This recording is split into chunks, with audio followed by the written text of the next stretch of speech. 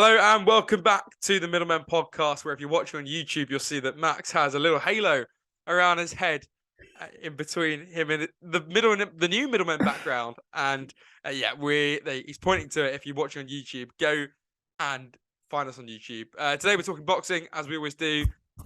Josh Warrington and Junaid Bostan, who we'll start with, one of our more local fighters. He's sort of like an up and coming fighter, I guess. 3-0. He's had a really great career up until this point. He signed with Matchroom not too long ago, and we're talking about him because he's fighting Aljvazvenko from Slovenia. 5-3-1 is his record. So he's lost his last two fights, apparently, according to BoxRec. So, listen, Junaid Bostan in action should be fairly straightforward. Like I said, he's done pretty well since signing as a light middleweight for Matchroom. That's going to be the clash, a light middleweight clash. He has been a super welterweight, hasn't he, Max? Is that right? Yeah. So he normally stays at 154 pounds. Junaid, that's his weight class. Super welter, light middle, however you wanna call it. I just love how it's always you that's got to be pronouncing the really obscure names on this Hey, I on get this show. the short straw every single episode. So anyway, he's on the undercard of the Josh Warrington versus Luis Alberto Lopez fight. We'll talk about Junaid Bostan first, because I think he's a big kind of talking point. I think he should get the attention he deserves. So fighting on this Warrington card, Max, and like I said, it should just be a straightforward fight. Yeah. At this stage in his professional career, you're not expecting no one should be expecting super 50-50 competitive fights from him yet. He's a young lad who's had a fantastic amateur career. And one thing, you can say a lot of bad things about Eddie Hearn. One thing I'll give him is he knows how to move fighters along so well through their career. And that's what Junaid needs. He needs the right pace, some good matchmaking. And sometimes these journeymen, these unknown fighters, they can be a tough test because you don't know an awful much about them. Their record sometimes doesn't actually reflect their ability, and they can sometimes make it a big war for the prospect or for the A side and for the favorite. But yeah, I think Junaid will pick up new skills and learn some few things on Saturday. But that's what it's all about, is having these learning curves. And I think for the amateurs as well who just come into their pro career, it's all about learning and experiencing that different kind of physicality at pro level. There's a bit of dirty games, forearms in faces, tough clinches, a bit of dirty boxing. You don't get a lot of that in amateur careers, in amateur fighting, but it is very much a prominent thing in professional boxing. And for lads like Junaid Bostan, who are 3-0, that is the little things they pick up and they learn from, and they kind of learn to adapt to. So I think it'll be a great experience for him. He's the star boy. I can see him being in great places. I don't like putting too much hype and expectation onto one person, but when you see them box the way I see Junaid box, you have to respect it and kind of get excited for what's to come in the future for him.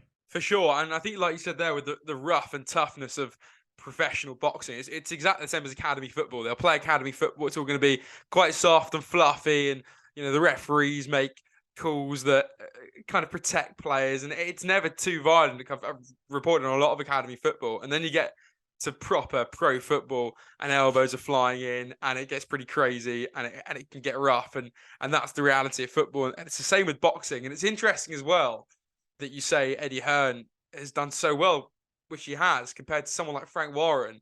Because I did loads of stuff with BCB, and then when we ran Boxing Guru, I went to loads of events, loads of Frank Warren events, and it always seemed like these lads I was speaking to, you never hear of ever again. They'd have one fight, and then they'd go back to the gym, and you never really hear of them. Whereas you're right, I think Eddie Hearn really pushes through his lads, and that's the difference with Eddie. So it should be a cracking fight. You had a conversation with him, you spoke to him, and we hope to get him on the podcast, but here's how your conversation with him went.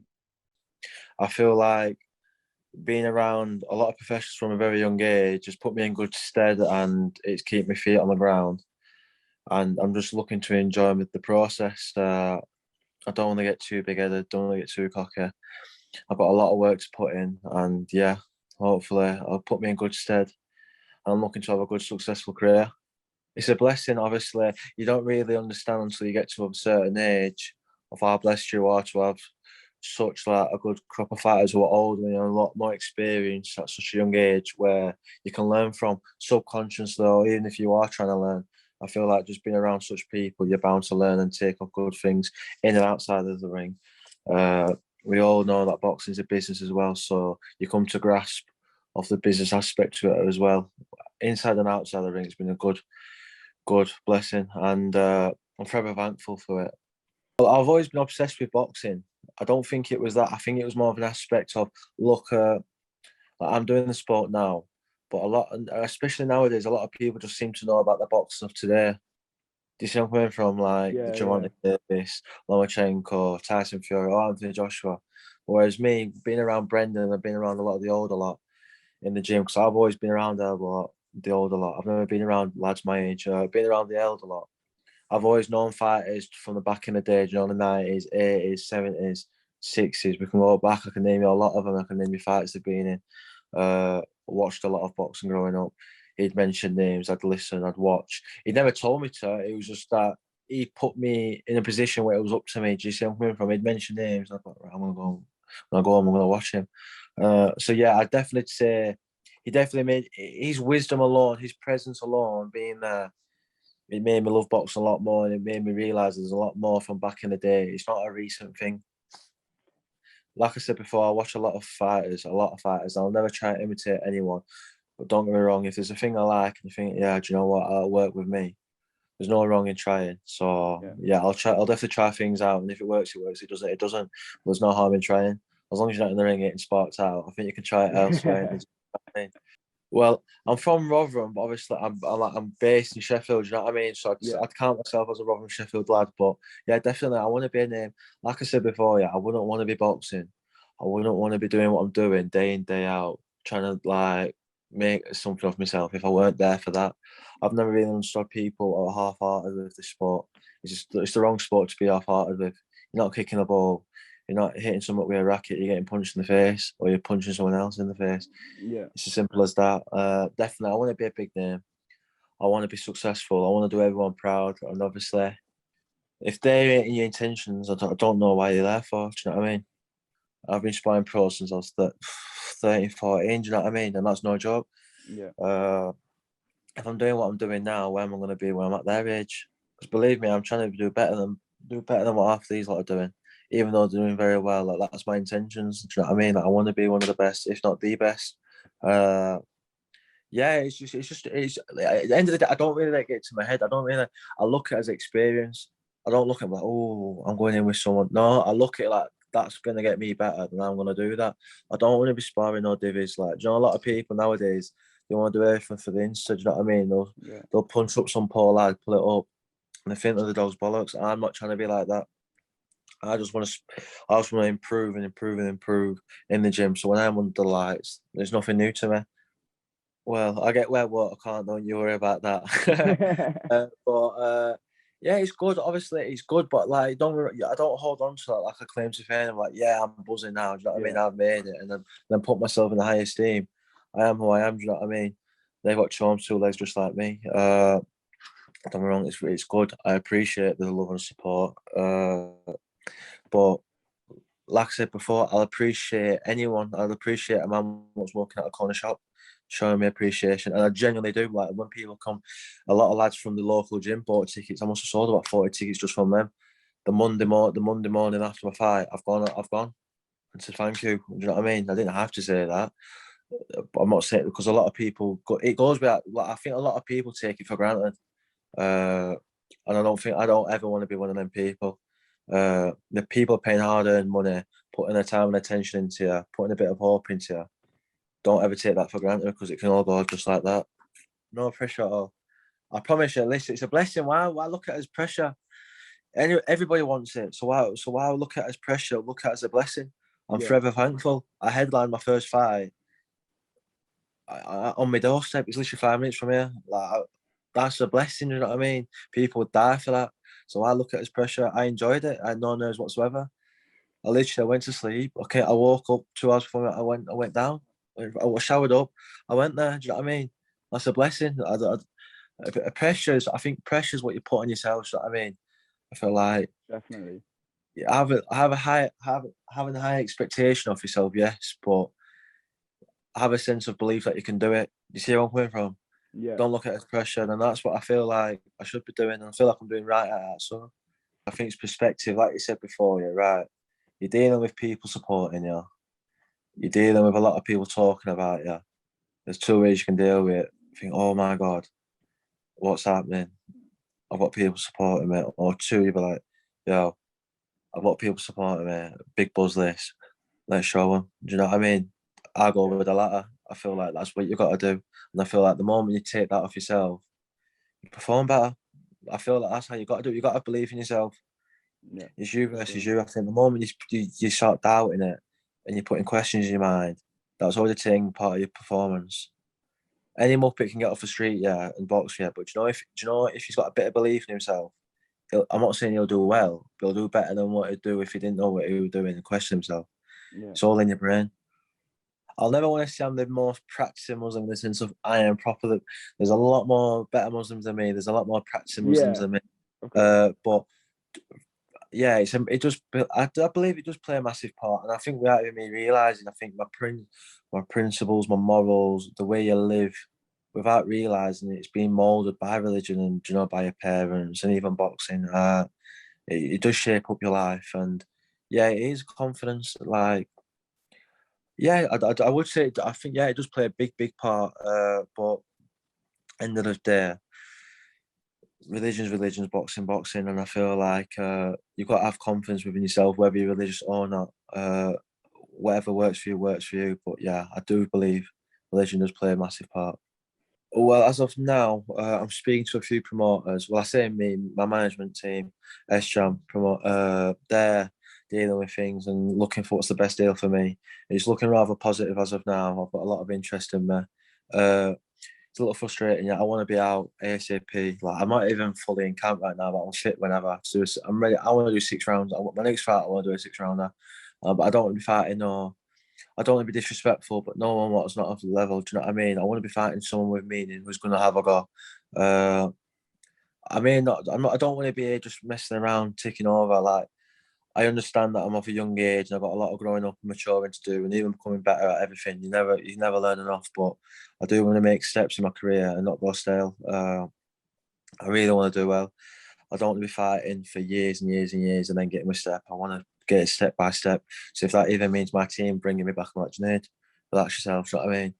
And that's what I want. I'd rather that than them forcing me. Do you know what I mean? A good, entertaining fighter who are game to fight anyone and stood by what I believed in. Yeah. Yeah. And away from what people think about me. Just be successful and have a lot of be financially secure and happy with what I've done. Yeah, definitely. Brilliant. I think It's all right people thinking about you and what people think about it, but you've also got to think about what you think about yourself. You've got to be happy within yourself. That's what I believe. I think a lot of people, a lot of boxers even, like, the world will think the world of them, but they think it's something more. They always need something more. I feel like more than anything, you've got to be content within yourself by the end of it.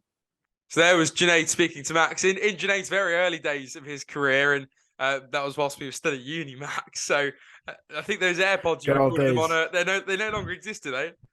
R.I.P. Max's Don't want AirPods. to talk about it, mate. Yeah. R.I.P. I'm still missing them. I'm still missing them. Look, he sounds like a thoroughly nice guy.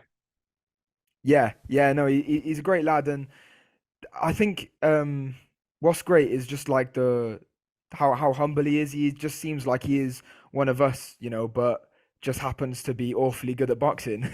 One of those, like, but he doesn't let that be his personality trait or his character. He doesn't let it inflate his ego. I mean, when he's a world champion with a few million in the bank, then it might be different. It might get to his head by then. But for now, no, he's a sound lad, but he does have that character that you think a different, more famous or more expensive lifestyle wouldn't change him, which I hope. I hope it doesn't. But I hope, he does get all the success that he deserves. I know he's a hard worker. He's as you'll hear from that interview, surrounded by good guys in his gym. Sonny Edwards, namely, who we've spoken about in this podcast an awful lot before. But yeah, he's great. And as I said, after he gets the win this Saturday, hopefully we can have him on next week. Yeah, we'd love to have him on. We'd love to have Josh Warrington on as well. He is the man headlining the card on Saturday in Leeds in his own backyard, and it's home turf for Josh, and he's always wanted to fight in Leeds. He gets the fight, and he attempts to retain his IBF World Featherweight belt on Saturday when he comes up against Luis Alberto Lopez. And get this, by the way, I mean, talk about the World Cup and the effect it's having on everything else. All of the local football, I know just from covering it this week, has been pushed forwards in terms of kickoff time. So all the 3 p.m.s are now 1 p.m.s or 2 p.m.s, so people can get home to watch England France. Well, Saturday's event on DAZN has been scheduled to run at the same time as England versus France, so that people in the arena can watch it on the arena screens. So whatever's happening will pause, and then the action will return. The boxing action will return after the football. So as soon as the football's finished, even if it goes into extra time, the boxing will continue afterwards, and it will just pause throughout the 90 minutes and beyond. So I think that's pretty cool. What, by the way, is it like watching the World Cup in Wales? I know you were born in England, then you moved to Wales. So it's kind of like a hybrid Englishman, Welshman with Wales out. What's it like watching England living in Cardiff? I'm a true Wanglishman, mate.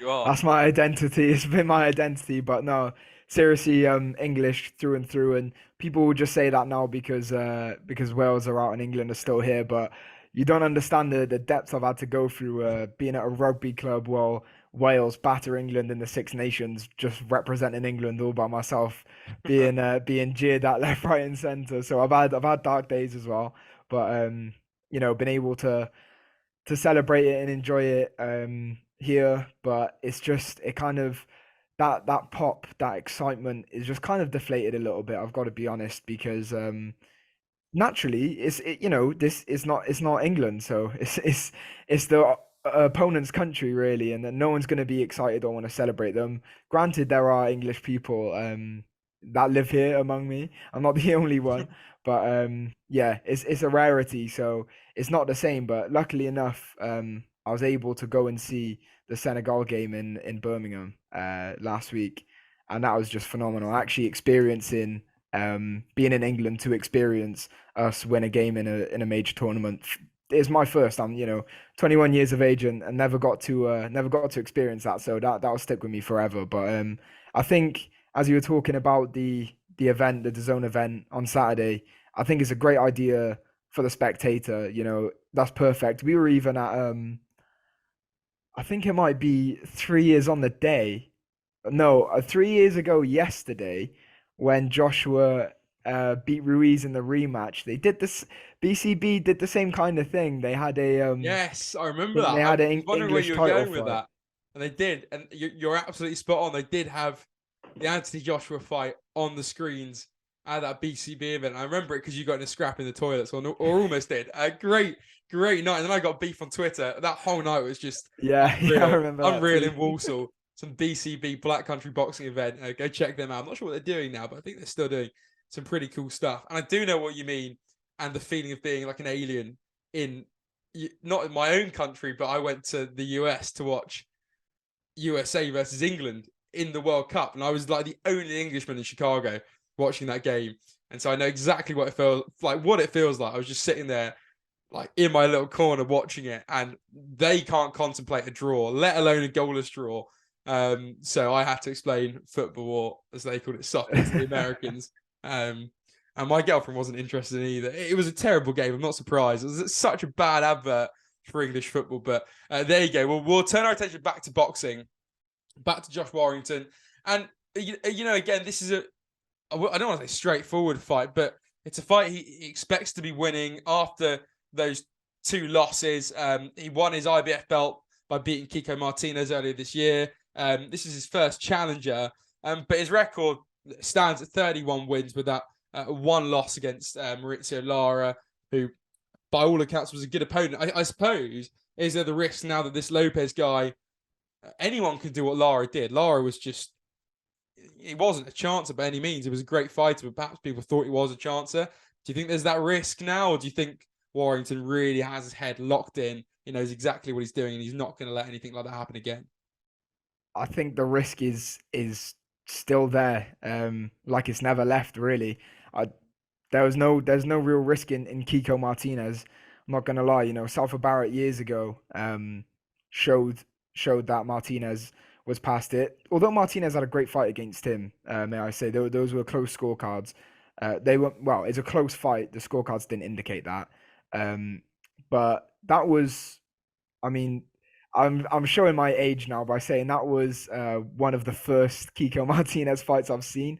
Although he had been around way before that fight, but he was gone by then. So for Warrington to claim it back, I'm not gonna take any credit away from Kiko's win against Kid Galahad. Huge upset, massive punch, amazing, amazing, kind of modern classic boxing there with that one overhand just taking him out was crazy. But yeah, he's managed to get that win. But I think, to be honest, from that situation, Warrington was rubbing his hands, licking his lips, looking at that, saying yeah, because he went to war with Kid Galahad, and people thought that Galahad beaten him years back. So the much preferred, kind of how we would have preferred the other team that lost to France, instead of having France in the quarterfinals, you would have much preferred a worse team. So yeah, that is as is boxing though. You can never expect these things, as you said, straightforward. Nothing is ever straightforward in this sport, and that's what's great about it. Martinez got the win, but I think it was just a really easy fight for Warrington to reclaim a featherweight world title. And with this opponent now, this Lopez, what do we know about him? We didn't know much about Lara beforehand. He's another under the radar Mexican, another and Mexican. he might be able to punch. Who I think is mates with Maurizio Lara. I don't know that for certain, but I think I read that somewhere. So they might be reaching there. Yeah, I'm we'll sure have to see about that. I'm sure they've spoken to each other. This is what Warrington has to say. He says it's like a game of snakes and ladders. It's just easy to stay on the top. Yeah, of course it is. He thinks he's going to do it, but does his Mexican friend have other ideas? Warrington says, I feel the strongest I ever have done in my career, and that he's sitting down on his punches a lot more. So that's interesting as well. And here are some stats. His current knockout ratio is 26%, which is pretty normal. It's pretty good, actually, for that weight class. And he's only ever been stopped once, as we know. With a total of 249 rounds, that's not bad. So his professional fights on average have lasted 7.5 rounds. How far do you think this fight's going to go? I think, to be fair, mate, I might have to call you out here. That knockout succession rate, not it. I think it is considerably low. I know it is featherweights. And really, even in featherweight, you think 26% is low? That's interesting. Mate, because we're gonna look at opponents. We'll talk about future opponents for Warrington if he does get over this obstacle that shouldn't be underestimated on the weekend. If he does manage to defend his title, he's got killers. That is like, don't get me wrong, he's a killer himself. Do you know what I mean? But Warrington is volume. He'll outwork you, and that's what he does, and that's why he was on top for a decent amount of time. It's not about a couple years back. It wasn't too long ago. So we can, it's up to us whether we want to believe what he says there about how strong he feels. He is only 32, and we have seen resurgences in careers. So I think he's garnered a bit of a doubter in me after the Lara fight. I'm not gonna lie, like he has. So, but what a great opportunity he has on Saturday to prove me wrong and prove his doubters wrong, and show that I am the top dog here. But it's never inside the distance stuff for him. I can see him, if he is going to get the win, it's going to be in classic Josh Warrington style, outworking the guy with just fast, ferocious. He's a real punches, warrior. He's a real warrior, Josh Warrington. Really, really, like, not afraid to get his hands dirty kind of fighter. And You're completely right, by the way. I just had a quick Google search. 58% is the average knockout percentage for featherweight. So spot on, as always. In the boxing corner is Max Taylor. There you go. Being called out. Happy to. Yeah. Happy to educate you, brother. Listen. Happy to learn always. But he'll get down and he'll get scrappy if he needs to. And I think he'll win. I think it's going to be a pretty not comfortable, but I think he'll do it in decent style. And we'll have to wait and see. And as for Junaid Bostan, again, I think that's a pretty set fight, but you never know in boxing. Although against a guy that had how many losses did we say? Yeah, a few. Good few, yeah. Yeah, I think there's only going to be one winner, but plenty of boxing to look forward to, Max. Yeah, definitely. It's going to be a great card, with France England as like a kind of interval spectacle as well.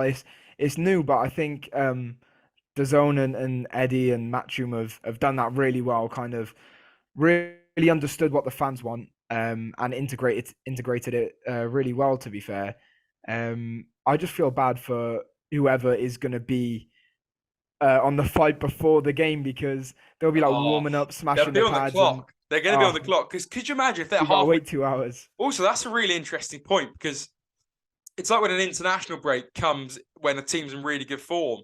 It's anything in any sport when your rhythm is broken into like that.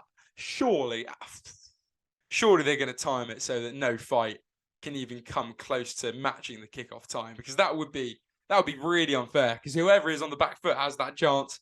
Has an hour and a half, 2 hours, could be more if there are penalties to fully recover and regain some energy. So that could cause absolute uproar, but surely that won't be allowed to happen.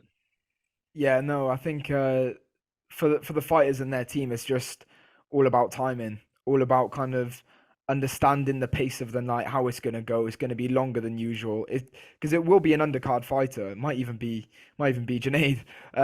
Hopefully not. Hopefully, if it is, his rhythm's not broken. But I remember as an amateur, for me, it was all about anticipation. I just wanted to get in there, win the fight, get the night over and done with. So I think for an undercard fighter to have to wait like 2 hours longer than they're normally kind of used to being on shows, it might toy with them, and it'll be interesting. I'll be watching the fight that follows the game really closely to see if either boxer does look a bit cold out there, doesn't look like they've warmed up, or looks like they've done too much warming up and look a bit tired from the start. So it'll be really interesting to see how that plays out. It'll be a great atmosphere in Leeds. Here's the card, by the way, and to give you a rundown. So obviously Warrington, Luis Alberto Lopez, the headliner, and then Ebony Bridges versus Shannon O'Connell. Big fans of Emily Bridges. Are we on the Middlemen podcast, Emily? Wonder why. If you're listening, jump on. You're always welcome. Yeah, definitely. Always jump on. The IBF World Bantamweight title, they're fighting for, and then in the WBA Continental Super Welterweight for that title, it's JJ Metcalf versus Courtney Pennington. I'll give you the other fights on that card as well. Shannon Courtney, big fan of Shannon's, versus Gemma Rug. Felix Cash up against Celso Neves. Hopi Price versus Jonathan Santana. Loads of fights. Junaid Bostan, as we've been teeing up, is obviously on that scorecard as well. Rhiannon Dixon against Christine Shergill. Corey O'Regan versus Sean Cooper. And then Kobe McNamara versus Nabil Ahmed. And on there, Junaid is 1, 2, 3, 4. I think he's the fourth fight up. So that's a lot of fights on that card. Yeah, it is a stacked card, and there are some good domestic names in there as well. Don't just because we're focusing on Junaid, don't let it distract you people from the other talent that is in there. As we mentioned, Ebony Bridges, world champion now, amazing character. Yeah. Great boxer. She proved that against Shannon Courtney. Hopefully, if those two girls win, I'd love to see a rematch of that fight because they showed that female boxing, as other fights have, but especially those two, because I think a lot of people view them, especially the older male demographic in boxing, view them with stereotypical eyes. For them to show that it's not just glitz and glamour and they can really get down and punch and go to war in that ring, is done amazing for them. I've been invested in their careers ever since. And yeah, for both of them to get it on for the world title again would be great to see. But you got JJ Metcalf in there as well, who always brings a great show. Felix Cash, who, in my opinion, could be on pretty much the brink of a world title, seeing as Denzel Bentley just recently fought for the middleweight title against Janibek Alimkulani. Felix Cash beat Denzel Bentley, and Denzel Bentley gave it a great effort against Janibek that fight. So I think Felix Cash could also, potentially win that fight. I don't want to make too much of a bold statement here and say that you definitely win it, but in boxing, it's never if fighter A beats fighter B, and fighter B beats fighter C, then fighter A does beat fighter C. It's never that easy, as we said. It's never that straightforward. But I think Felix Cash can win this fight. He could be in for a great couple of fights and see himself fighting and potentially winning a world title very soon. Absolutely. And boxing, like you say, never straightforward, and that is exactly why we absolutely love it. So stacked card in Leeds, I should say, and then a brilliant night of football, England versus France. Quick score prediction? Oof. Mate, I'll give so you hard. mine. Go on. I think we're going to beat them. Seriously? You think we're going to beat them? England 2, France 1. I cannot. The only reason I cannot say 2-1 for either team is that I said it for. I think I said it for Wales.